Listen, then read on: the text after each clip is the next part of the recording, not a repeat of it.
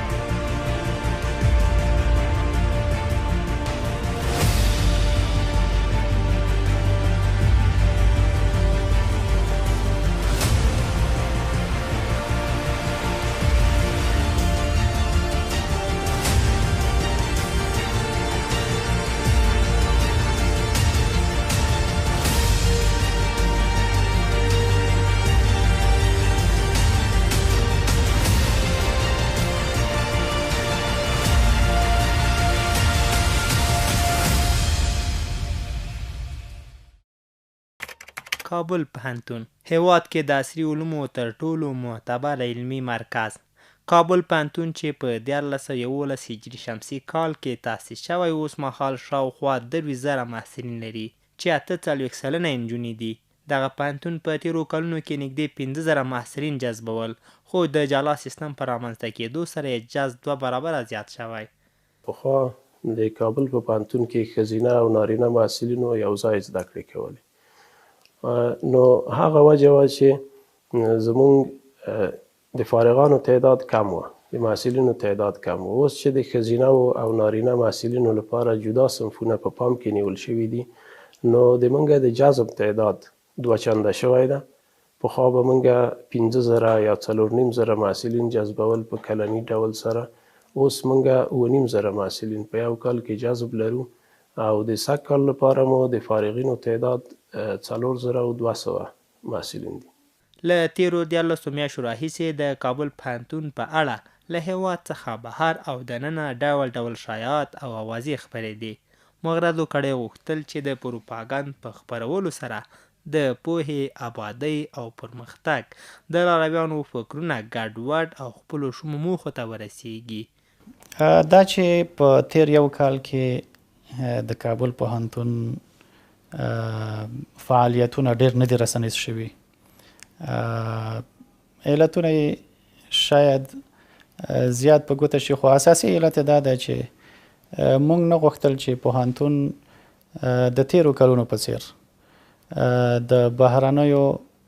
مغرضو رسنیو ځینو مغرضو رسنیو ښکار وګرځي. محصلین، استادان، اداري کارمندان د دوی په هغې تبلیغاتو کې ذهناً مشغول شي.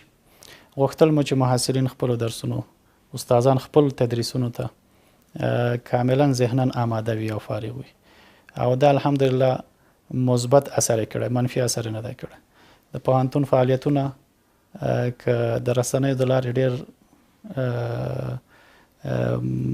نشر شوي هم نه دي، خو پټه هم نه دي پاتې شوي.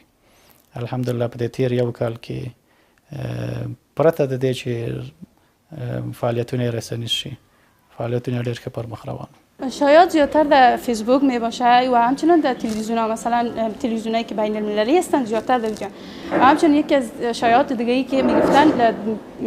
یعنی دروازه پوهنتون کابل یا دانشگاه کابل یعنی طالبان زیاد رفتار بد میکنه و حتی فیلمپری کرده بودن، در حالی که هیچ رقم قرار نداشت و اما واقعا از رفتاری که خود طالبان پیش دروازه دانشگاه کابل میکنن واقعا راضی هستیم. له سیاسي بدلون وروسته نه یوازې دا چې کابل پوهنتون هیڅ پوهنځی نه دی منحل شوی، بلکې ځینې نورې رشتې هم پکې رامنځته شوي او د ماستري او دکتورا د شته 22 برنامو سربیره د افغانستان پیژندنې په ګډون یې د یو شمېر رشتو لپاره د ماستري او دکتورا برنامې په پام کې نیول شوي دي. د کابل پوهنتون یو پوهنځي هم نه ده منحل شوی. د اسلامي امارت له راتګ نه وروسته، د فتح نه وروسته د کابل پوهنتون ټولې پوهنځي په خپل حال دي او حتی ډیپارتمنټونه نه دي منحل شوي. یوازې د هنرونو د پوهنځي د موسیقي ډیپارتمنټ هغه د هغه نوم او د هغه کریکولم او نصاب هغه تبدیل شوی دی. د پوهنځي د علمي شورا په تایید او د پوهنتون د علمي شورا په تایید د هغه د ترانې او تصنیف په نوم باندې موږ دا ډیپارتمنټ تبدیل کړی دی او محصلین یې په هغې خپل نوي کریکولم مطابق پرمخ ځي. موږ داسې ډیپارتمنټ نه لرو چې هغه منحل شوی وي یا داسې پوهنځی نه لرو چې هغه منحل شوی وي. په تیر یو کال کې نوی پوهنځی ایجاد شوی چې هغه د علوم حیواني یا انیمل ساینس پوهنځی ده چې د اسلامي امارت له راتګ نه وروسته د عالي تحصیلاتو وزارت لخوا دا تایید شو او موږ یې په ابتدایي مرحله کې قرار لرو او انشاءالله په راتلونکي کال کې به موږ د دې لپاره نوی جذب هم ولرو او محصلین به راشي او خپلو درسونو ته به ادامه ورکړي. همدارنګه د ډیپارتمنټونو په سطحه باندې د بایو ټیکنالوژي په نوم یو ډیپارتمنټ موږ داسې ډیپارتمنټ دی چې نوی ایجاد شوی دی او دا به هم په نږدې وخت کې نوی محصلین ولري او محصلین به ورته جذب شي. فعلا د کابل پوهنتون 22 د ماسترۍ برنامې لري او په پلان کې هم دی چې په راتلونکي وخت کې څو نورې برنامې چې کار پې ډېره حده پورې شوی دی هغه رامنځته شي. د هغې د جملې نه زه د کیمیا د پوهنځي ماستري برنامه یادولی شم، د ژورنالیزم په پوهنځي کې د ماسترۍ برنامه چې په پام کې ده چې ایجاد شي، د علوم اجتماعي پوهنځي کې د افغانستان شناسی یا د افغانستان پیژندنې په عنوان باندې یو برنامه غواړو چې ایجاد شي چې دا به په خپل ذات کې یو نوښت وي او د افغانستان پیژندنې په برخه کې به په حقیقت کې یو تحقیقاتي شعبه وي چې په راتلونکي کې کولی شو چې د دغې برنامې او د دغې برنامې د فارغینو نه موږ نړیوالو ته هغوی سره معلومات شریکو، هغوی سره د افغانستان په اړه ترسره شوي تحقیقات شریکو. فعلا چې کوم تحقیقات کیږي د افغانستان په اړه متاسفانه بهرنیانو کړي دي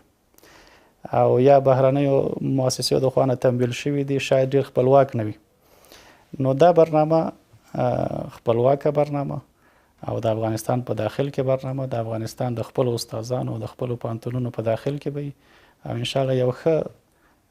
مثبت لاسته راوړنې به ولري. کابل پوهنتون چې په تیر وخت کې د بهرنیو کړیو د لاسوهنې او فعالیت غیر مستقیم مرکز و، پر داسې یو علمي تحقیقاتي او اکاډمیک ماحول بدل شوی چې په تیرو 90 کلونو کې ساری نه دی لیدل شوی. پوهنتون اوس په داسې یو مرحله کې قرار لري چې کاملا علمي ماحول ده. شاید د پوهنتون په دې 90 کلن تاریخ کې داسې یو مرحله په پوهنتون نه راغلی چې کاملا علمي او اکاډمیک یو اداره وي. بهرنۍ کړۍ لاسوهنې، د بهرنیو سیاسي تحرکاتو هڅونه دا په کامله معنا په پوهنتون کې د منځه تللی دي او یو اکاډمیک ماحول ده. محصلین په آرام ذهن باندې خپل درسونه لولي او استادان په آرام ذهن باندې خپل تدریس او تحقیقات پر مخ وړي. خدمات په ښه شکل موږ ته را رسیږي. موږ ډېر خوشحاله یاستو که چېرې موږ فکر وکړو انټرنیټ سرعت ښه صحیح سرعت ده، همدارنګه ښه اپډیټ کتابخانه ده چې هر نوع کتاب موږ وغواړو ستا دي. آنلاین کتابونه هم موږ تر لاسرسی ورته درلودلی سو. کمپیوټر لاب ښه کمپیوټر لاب ده او نور انټرنیټ هر چې یعنی سهولتونه ځکه زیات دي نظر د اکادمیک له لحاظه د درسو انگیزه بیرته ډیره پیاوړې شوې ده و انشالله په ښه کېدو ده. از یک سال به این سو خود جریان درسی ما بسیار خوب است که ما اول شکر از اینکه ما پانتونا باز است و میتونیم درس ما را بخوانیم بسیار راحت. بر ما هیچ کدام مانع نیست. قسمی که تقسیم اوقات جور کردین ما میتونیم یک روز بعد به درس‌های خود حاضر شویم. بزرگترین آرزویم بود که ما بیایم به پانتون کابل درس بخوانم و از فضای پانتون کابل استفاده کنم، از کتابخانه‌اش استفاده کنم و جای بسیار بسیار خوشی و افتخار است برام زمینش فراهم شد شده میایم از این امکانات استفاده میکنم، تحصیل میکنم و از این کتابخانه‌های زیبا و کتابایی که در اینجا موجود است من استفاده میکنم. واقعا برام بسیار خوشایند است، بسیار خوشحال هستم. تیرو کلونو کې د کابل پوهنتون په لیله کې په کراتو مذهبي، سمتي او قومي شخړې رامنځته شوې چې له امله یې لسګونو محصلینو ته د مژوبلې سربیره په ورځو د دې علمي مرکز دروازې تړل شوې وې. سیاسي ګوندونو د خپل نفوذ لپاره له کابل پوهنتون څخه د یوې وسیلې په توګه کار اخیست او د حزبي موخو لپاره یې یاد علمي مرکز په ګوندي مرکز بدل کړی و او خپل استازي یې پکې ټاکل. خو له تېر یو کال راهیسې کابل پوهنتون کې د تعصب ریښې وچې شوې او محصلین یې د سمت پالنې او حزب پالنې پر ځای پر ارامه او خوندي فضا کې د پرمختګ لپاره خپل ټاکلې موخې څاري، خپلو زده کړو ته یې لومړیتوب ورکړی او د پوهې او علمي پرمختګ په لور چټک ګامونه اخلي. فعلا که میبینیم الحمدلله تعصبات لسانی و مذهبی از بین رفته و بالکل در پوهنتون کابل یک موردی را مشاهده نکردیم، ندیدیم و فعلا هیچ طور مشکلی نیست، هیچ کسی با هیچ کس مشکل نداره، هر کسی میتونه آزادانه اینجا تحصیل کنه. اینجا پوهنتون فضای اکادمیک مکمل جدا از سیاست شده، فعلا اینجا جای تحصیل شده. فعلا که زراعت پانزی که لابراتوار نم لرو و تا ساحه تم یگان وقت زو کار که استاد متوایس مثلا دا مضمون تاسو ساحه کار لري او همیشه استادان دمونږ ټول شان تیاری اول تمونږ زو خپل کار کوم، مثلا لابراتوار لرو خپل کار نه کوم اکسپریمنت کوم شانتی په لابراتوار کې کوي، مثلا خاور مونږ مثلا زراعت بخش کې خاور داشم ډیر مهمه دي یا دا پارن شایان مونږ ګورت مثلا کوم امراض لري کوم شان لري هغه ټول مونږ ته دیپارتمنتو ام د لابراتوارو کې ګور او موږ د کار اخلو تر کمپیوټر لاب هم لرو تر یگان وخت استفاده کوو چې کوم وخت ضرورت وسیږي او شرایط ښه دي موږ لپاره.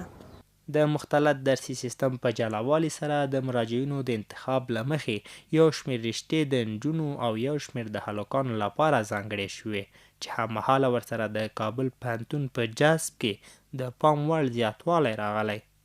دا چې د سږ کال په کانکور کې د محصلینو یا د کاندیدانو په مخ باندې د انتخاب ځینې رشتې نه وي، د دې لامل چې تر کومه د کابل پوهنتون پورې تړلی دی هغه دا ده چې په تیرو کلونو کې خو نظام مختلط و.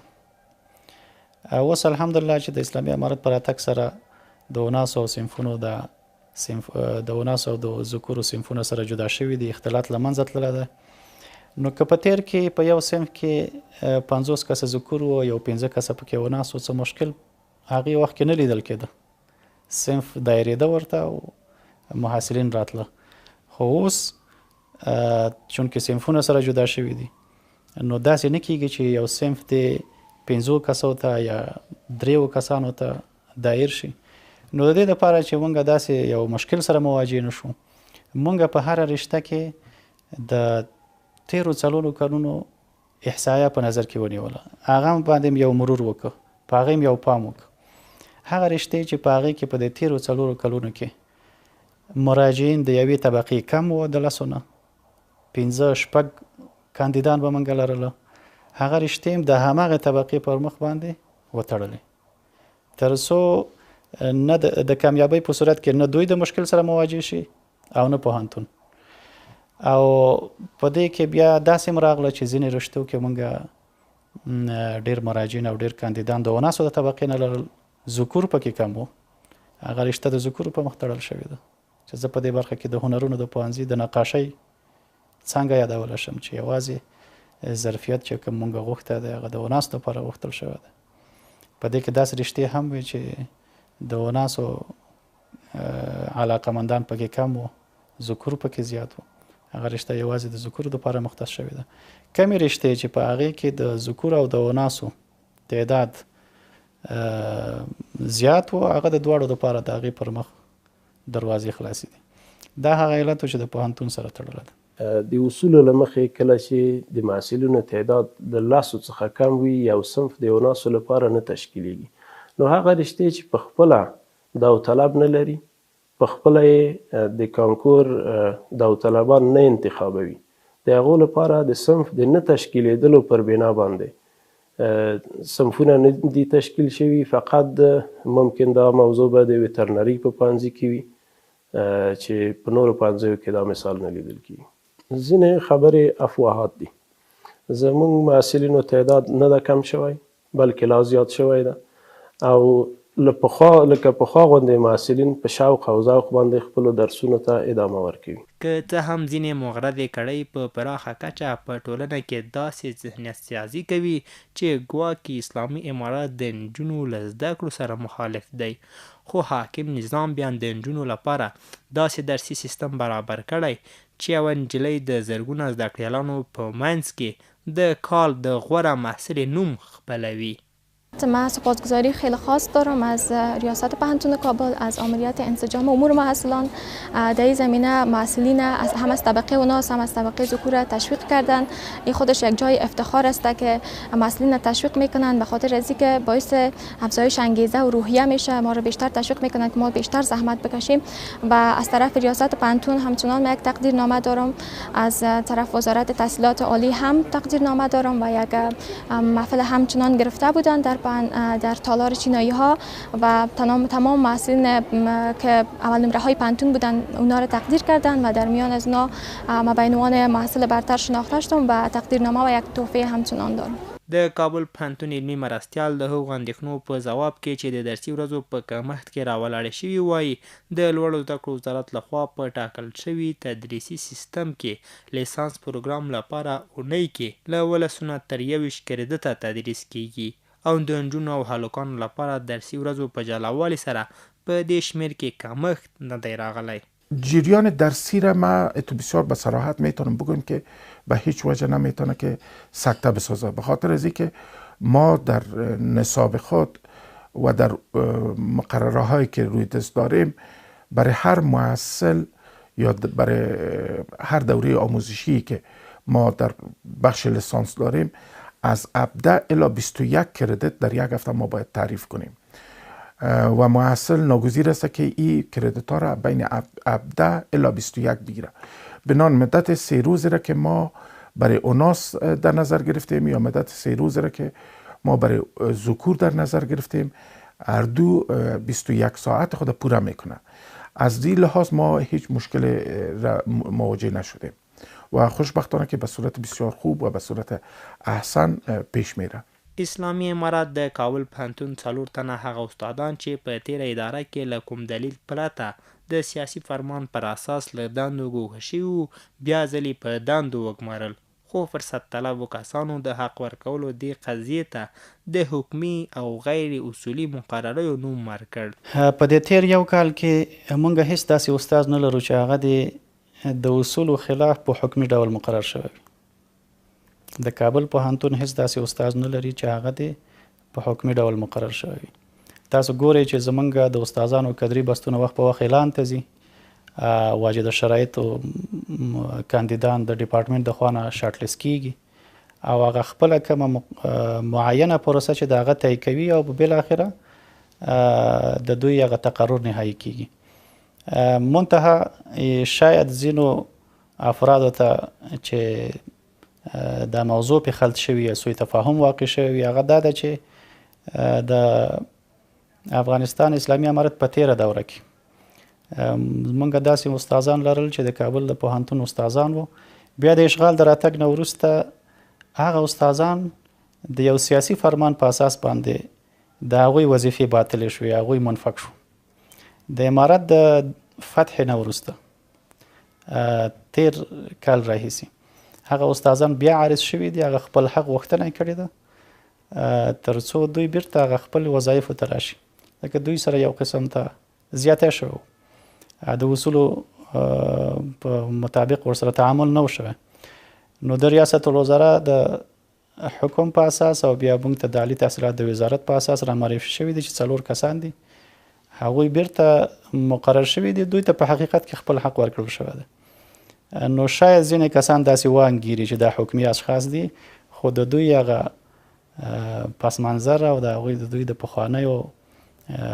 وظیفې نه معلومات ونه لري چې دوی دلته استادان وو او دوی د یو سیاسي فرمان په اساس باندې منفک شوي وو. فرصت طلبو اشخاصو همدارنګه د کابل پوهنتون د نجونو لیلیې په اړه شایعات خپرول او هڅه یې کوله چې په دې لیلیه کې پیښیدونکې وړې قضیې ته داسې انعکاس ورکړي چې د پوهنتون او نظام د بدنامۍ سبب شي، خو د دې لیلیې محصلین بیا د هغو مثبتو بدلونونو حکایت کوي چې په تیر یو کال کې رامنځته شوي دي او په ټولنیزو رسنیو کې په دې تړاو هر ډول خپرېدونکي اوازې شایعات بولي. قسم که خود ما شاهد هستیم و خود ما یک از اعضای لیلی هستیم، بنان بهترین مشاهدی و گفتاری که خود ما میتیم همین موقع خود بوده برای لیلی که خودم در لیلی زندگی میکنم و خدا را شکر، یعنی تمام امکاناتی که واقعا در لایحه و چیزایی که وجود داره بر ما مساعد است، از هر لحاظ، اگر از لحاظ نظم عمومی دیسیپلین باشه، اگر از لحاظ مراعات قانون باشه، اگر از لحاظ مواد غذایی باشه یا هر لحاظی که باشه، خدا را شکر تا در ما کدام تخطیر ندیدیم و با وجود که دولت تغییر کرده هنوز بسیار تغییرات مثبت در لیلی ما آمده که در قبل بعضا وجود نداشت و انشالله کدام گپ نیست. خودم رضایت کلی خدا دارم و این میتونم به نمایندگی تمام ممثلین لیلی بگویم که کدام مشکل خاص در لیلی ما اصلا هیچ وجود نداره و مو چیزی که گفتم لایحه و قانون مقررات است اما به بسیار لطف خوب تطبیق میشه. در کل بسیار تغییرات دیگه درسی کتابخانه ها، اتاقهای درسی، اتاقهای خیاطی و بسیار فعالیتایی که به محصلین میباشه، هرچند دولت قبلی مسدود بود تمامشان ولی فعلا یعنی باز شده و روی فعالیت جریان داره که ان شاء الله به طور کامل به مرور زمان جور خواهد شد. خب شایعات است کلا، چرا که وقت می گپ از تظاهرات می اول فکر خودم مخشوش میشه دیگه طرف میرن که فرضاً اگر تظاهرات بکنن ممکن که سبب ازی شوه که ما درس خواندن نتونیم. مثلا تو یک موضوعی که محصل بشینه در مورد تظاهرات بس بکنه، فرضاً چی اگر غذا میگی تیار است به طور صحی برات ارائه میشه، که فضای اکادمیک میخوایی، فضای کلا آرام میخوایی که درس بخونی برات مساعد است. به منظور چی میخوای تظاهرات بکنی؟ یعنی هدف چی است که میخوای تظاهرات بکنی؟ یک هدف تا بگو که ما بفهمیم تظاهرات یعنی چی. یعنی تا به حال و یک موضوعی که ما پیدا بکنیم که تظاهرات بکنیم و یک چیز نیست، چرا که کلا موارد طبق شریعت اسلامی به ما مساعد شدن. 100% حتی این قسم برشان میگم شاید امنه که در اینجا باشه در خانه هایشان نباشه و مادر چه قسمی که از اولادش سرپرستی میکنه، من همه قسم سرپرستی میکنم. الحمدلله محوطه اینجا آرام، سکوت و همچنان محوطه اکادمیک درس خواندنشان همه چیزشان است و من 100% برشان اطمینان میدم که پشت پروپاگاند بیرون نگردن. بیاین فکر ما را در کار بندازیم، همگی ما همدست شویم. شما مادرها تا زمانی که همراه ما یک جا نباشین ما خدمت کرده نمیتونیم. کابل پوهنتون اوس مهال 640 تنه استادان لري چې له ډلې 102 تنه بهر کې په ماستري او دکتورا بوخت دي او د 523 استادانو له لوري درسي جریان پر مخ وړل کیږي چې په دوی کې 9 اتیا ډاکټران، 318 ماستران او 80 تنه یې لیسانس دي. اوس مهال کابل پوهنتون کې 22 د ماسترۍ او 2 د دکتورا برنامې موجودې دي او په پلان کې ده چې راتلونکي کال 15 د ماسترۍ او 2 د دکتورا برنامې پیل شي. د استادانو د ظرفیت لوړونې علمي پروسه اوس هم د هیواد دننه او بهر کې په منظم ډول روانه ده او هغه استادان چې بهر کې په زده کړو بوخت دي په منظم ډول له خپلو امتیازاتو برخمن دي. فعلا در پوهنتون کابل ما در حدود 640 نفر استاد داریم که از این 640 نفر در حدود 123 نفر از این استادا به خارج از کشور در جریان تحصیل در مقطع ماستری و یا دکترای خود قرار دارند در کشورهای مختلف که از این جمله من میتونم بگم 531 نفر از استادای ما اوناس ذکور هستند و به تعداد 109 نفر ما استاد اوناس داریم که در حالت فعلی جریان درس ها در توسط 523 نفر استادای ما به پیش میره که از این جمله ما 89 نفر دکتر داریم، 367 نفر به سویه ماستر داریم و همچنان در حدود 70 الی 71 نفر ما استاد در مقطع تحصیلی لیسانس داریم و متبقی استادای ما که در خارج از کشور هستند در حدود 85 نفر استادای ما مصروف فراگیری دروس خود در مقطع دکترا هستند و همچنان در حدود 38 نفر از استادای ما در مقطع ماستری مصروف تحصیل در خارج از کشور هستند. خوشبختانه که در بعد از تحول هرچند شرایط تغییر کرده بود ولی تعداد زیادی از استادای ما دوباره تحصیلات خود در مقطع ماستری و همچنان دکترا یک تعداد از اینا تکمیل کردن، دوباره به کشور بازگشت کردن که من میتونم بر شما بگم که حدود 25 الی 30 نفر از استادای ما در 1 سال تحصیل خود تکمیل کردن و دوباره بازگشت کردن. و همچنان چون ما نمیتونیم که جریان ارتقای ظرفیت استادای خود در طویل المدت متوقف بسازیم، بنان در حدود 35 الا 40 نفر استادا را ما در ظرف 1 سال گذشته هم برای فراگیری دروس بالاتر به مقطع ماستری و دکترا به خارج از کشور اعزام کردیم. کابل پوهنتون کې د تیر کال په تدریسي جریان کې د ګوتو په شمیر د پوهنتون په سطحه او سلګونه علمي کانفرانسونه د پوهنځیو په سطحه ترسره شوي چې د محصلینو د علمي ظرفیت لوړونې او د نظریاتو په تبادله کې ارزښتمن واقع شوي. خوشبختانه که در طول 1 سال گذشته تانستیم که 3 کنفرانس بسیار خوبه در پوهنتون کابل ما دایر کنیم که در این کنفرانس های ما تقریبا کنفرانس های بود که به سطح نسبتا بزرگتر بود و علاوه از که استادای پوهنتون کابل در او اشتراک داشتن، تعداد از دانشمندا، محققین، علما از نهادهای تحصیلات عالی دیگه و همچنان از سکتورهای دولتی و غیر دولتی در این کنفرانس های ما اشتراک کردند که یک دستاورد بسیار خوب بود. علاوه از این 3 کنفرانس نسبتا بزرگتری را که ما داشتیم، ما گفتم میتونم که بیش از 100 کنفرانس های در سطح پوهنځی ما از طرف استادات دایر شده که در او هم محصلین هم استادای همو دیپارتمنت و پوهنځی اشتراک کردند. تحصیلي بنسټونه نشي کولای چې یوازې په آموزشي تګلارې سره د ټولنې په پرمختګ کې مثبت رول ولوبوي ترڅو علمي څېړنو ته ارزښت ورنکړي. په حقیقت کې د پوهنتونونو بقا او تداوم پر تحقیقاتو ولاړ دی. د څېړنې دې ارزښت ته په کتو سره کابل پوهنتون کې تحقیقاتي برخې ته لازمه پاملرنه شوې او هڅه شوې چې محصلین د نظري زده کړو ترڅنګ عملي زده کړې او تحقیقات ترسره کړي. پوهنتون‌ها نمیتونه که یک پوهنتون تنها آموزشی باشد، چرا پوهنتون‌های آموزشی همیشه پوهنتون‌های میرا هستند، پوهنتون‌هایی هستند که از بین میروند. بنابراین بقا، تداوم و پایداری یک نهاد تحصیلی و یک پوهنتون بر پایه تحقیقات از استوار است و ما در پوهنتون کابل هم کوشش زیاد داریم که بخش تحقیقاتی خود افزایش ببخشیم و این بخش تحقیقاتی هم استاد کمک کرده میتونه، دیپارتمنت کمک کرده میتونه و هم محصل در او داخل میشه و آنچه را که به صورت نظری در صنف میآموزه در چارچوب پروژه های تحقیقاتی او را عملی اونا میتونن که تجربه کنن و در بعد از فراغت خود اینا مصدر خدمت به جامعه شود. و همچنان نتایج، چون پوهنتون به خاطر حل مشکل جامعه است، بنابراین ما کوشش میکنیم که محصل خود با روحیه تربیه کنیم که اینا در حل معضلات و مشکلات جامعه و در رفع از اونا مفید و مؤثر تمام شوند. په نړیوالو پوهنتونونو کې محصل د کارآموزي پر ځای د کارآفرینۍ لپاره هڅول کیږي چې دغه تګلاره د بیکارۍ ستونزې په کمولو کې ګټوره تمامه شوې او کابل پوهنتون هم هڅه کړې چې هیواد کې د یادې اوږدمهالې میراثي ستونزې د کمولو لپاره محصلین د کارآفرینۍ لپاره وهڅوي ترڅو له فراغت وروسته د کارآموزي پر ځای د ټولنې په مثبت بدلون او د ستونزو او نیمګړتیا حل ته مټې راونغاړي. بسیار زیاد امروز برای پوهنتون‌های جهان و حتی در پوهنتون‌های پیشرفته مطرح است و در پوهنتون‌های افغانستان هم ما نمیتونیم که او را نادیده بگیریم. مسئله ای است که ما محصل تلاش داریم که با تغییر در نصاب، در تغییر در برنامه‌های آموزشی اینا را به جای از این که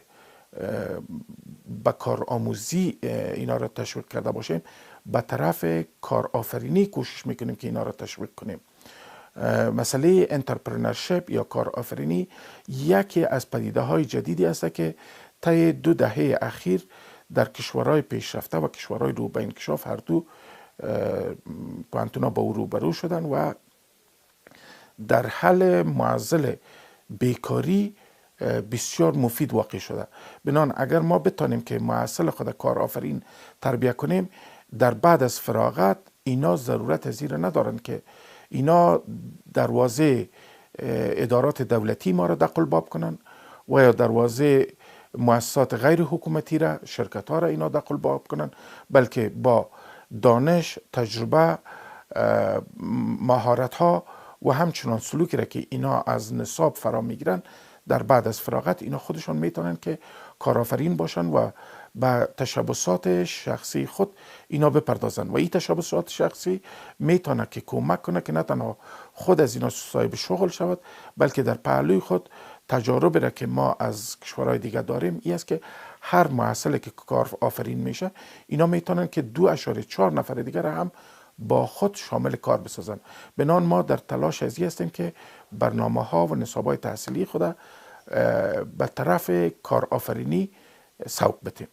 د دې تګلارې د څار په پایله کې اوس مهال د هیواد په سطحه یو شمېر حیاتي چارې د کابل پوهنتون د محصلینو او استادانو له لوري د پوهنتون په لابراتوارونو کې ترسره کیږي. د پوهنتونونو وظیفه رښتیا هم یوازې په تعلیم او تحصیل کې منحصره نه ده. پوهنتون باید چې د هیواد په لویو مسایلو کې دخیل وي، د مشکلاتو په حل کولو کې باید چې فعاله ونډه ولري، د ټولنې په پرمختګ کې فعاله ونډه ولري، او د دې لپاره باید چې پوهنتون د تدریسي فعالیتونو ترڅنګ نور فعالیتونه هم ولري. الحمدلله د کابل پوهنتون په دې برخه کې تر یوه حده کار کړی ده، که هغه د ځینو طرحو چمتو کول دي، که هغه د علمي کنفرانسونو دایرول دي. زه په دې برخه کې د یو څو مثالونه تاسو سره شریک کوم. په تیر یو کال کې مونږ ځینې طرحې آماده کړي دي، د کابل پوهنتون د خوا نه داسې طرحې آماده شوي دي چې د هیواد په پرمختګ کې به انشاءالله ښه رول ولري، چې یو د هغې نه د دارو درملو جوړولو هغه طرحه ده چې په هیواد کې د داخلي موجوده بوټو نه د دارو درملو جوړولو طرحه ده چې د فارماسي پوهنځي لخوا ترتیب شوه او بیا د وزیرانو د شورا ته وړاندې شوې ده او هلته تایید شوې ده او د هغې نه وروسته د هغې د تطبیق لپاره اوس کار روان دی. همدارنګه د زراعت د پوهنځي د خوا نه یوه طرحه چمتو شوې ده د وزارت زراعت په همکارۍ. دا طرحه د غنمو د تولیداتو په برخه کې د هیواد د خودکفایۍ په اړه ده. دا طرحه ترتیب شوې ده، چمتو شوې ده، په نږدې وخت کې به انشاءالله دا هم د وزیرانو شورا ته وړاندې شي ترڅو په دې باندې کار وشي او استفاده ترې وشي. کابل پوهنتون د نړۍ او سیمې هیوادونو له پوهنتونونو سره اړیکې جوړې کړي چې په ګډې همکارۍ سره به د دې پوهنتون نړیوال معیار لا پیاوړی شي. په تیر یو کال کې د کابل پوهنتون د مختلفو پوهنتونونو سره رابطې جوړې کړي دي او په دې رابطو کې منګه د سیمې هیوادونو پوهنتونونه هم شامل دي او نور پوهنتونونه هم شامل دي. زه کولی شم چې یادونه وکړم د ایران ځینې پوهنتونونه دي، د پاکستان دي، د ترکیې د پوهنتونونو سره منګه په اړیکه کې یو، د منځنۍ اسیا د پوهنتون سره په اړیکه کې یو، تر څو زموږ او د دوی ترمنځ د ګډې همکارۍ تفاهمنامې رامنځته شي. په ډیرو باندې کار شوی دی. همدارنګه هغه بهرني جهات چې د کابل پوهنتون سره پخوا په تماس کې وو، په همکارۍ کې وو، د هغوی سره هماغه اړیکې دوباره بیا تجدید شو. ظروفو او حالاتو ته په کتو سره په هغې باندې تجدید نظر وشو او د همکارۍ لپاره یو نوی پلیټفارم باندې اتفاق وشو او د هماغې په رڼا کې سره دواړه طرفونه پرمخ ځي. د ترکیې هیواد سره چې د کابل پوهنتون کومه تفاهمنامه شته، د ترکیې د هیواد د یونس امره انسټیټیوټ سره دا یادولی شو چې پخوانی تفاهمنامه وه، تجدید نظر پې شوی ده. د چینایي ډیپارټمنټ چې د ځینو چینایي جهاتو سره کومه تفاهمنامه وه دا یادولی شو چې تجدید نظر پې شوی دی او د هغې په رڼا کې د تجدید نظر په رڼا کې کارونه پر مخ روان دي او لا تقویه شوي دي.